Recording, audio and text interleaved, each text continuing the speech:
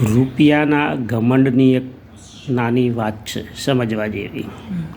એક ઉંદર હીરો ગળી લીધો તો હીરાના માલિકે એના મારવા માટે એક શિકારીને બોલાવ્યો.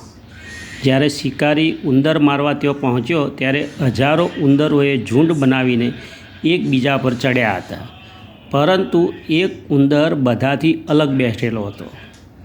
શિકારીએ સીધો જ એ ઉંદર પકડી લીધો જેને ડાયમંડ ગળી લીધો હતો.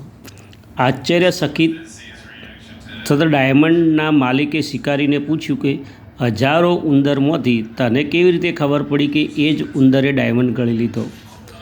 શિકારીએ જવાબ આપ્યો, બહુ સરળ હતું. જ્યારે મૂર્ખ ધનવાન બને છે ત્યારે પોતાના જ લોકોથી પણ મેલ મિલાપ છોડીને અલગ બેસી જાય છે. એના કારણે ભાઈ ઝપટમાં આવી ગયા. એટલે જીવનમાં શીખવા જેવું છે કે આપણા જોડે બી દોલત આવે તો એને સમૂહમાં રહેવું, આપણે અલગ ના પડવું.